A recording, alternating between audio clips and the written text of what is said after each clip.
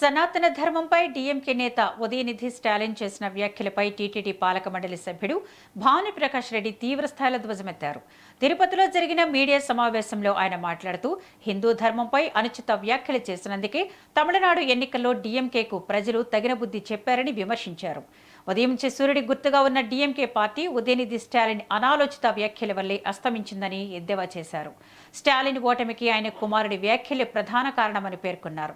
సనాతన ధర్మాన్ని నిర్మూలించడం ఎవరి తరం కాదని, హిందువుల మనోభావాలను దెబ్బతీసేలా మాట్లాడడం మానుకోవాలని ఆయన హెచ్చరించారు.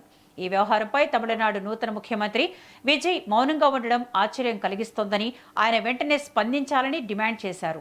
రాజకీయ లబ్ధి కోసం ధార్మిక అంశాలను వాడుకోవడం సరికాదని, ఇప్పటికైనా హిందువుల భావోద్వేగాలను గౌరవించాలని భానుప్రకాష్ రెడ్డి సూచించారు. ఈ వేదభూమి, పుణ్యభూమి, పురాణ భూమి అయినటువంటి ఈ భూమి మీద, ఈ గడ్డ మీద పుట్టడమే మనం చేసుకుంటే అదృష్టంగా మనం భావిస్తున్నాం. ఇలాంటి పరిస్థితిలో కొందరు మూర్ఖులు, దుర్మార్గులు సనాతన ధర్మంపై దాడి చేస్తున్నారు. సనాతన ధర్మంపై అవహేళనగా మాట్లాడుతున్నారు. సనాతన ధర్మాన్ని నిర్మూలిస్తానని చెప్పి ప్రగల్భాలు పలుకుతున్నాడు.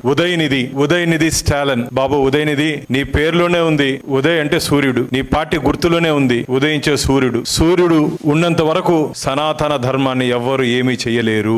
సూర్యచంద్రుడు ఉన్నంత వరకు సనాతన ధర్మాన్ని ఎవ్వరు ఆపలేరు. బుద్ధి తెచ్చుకో. నీ మాటల కారణంగానే నీ తండ్రి ఓడిపోయారు. నీ మాటల కారణంగానే నీ పార్టీ ఓడిపోయింది.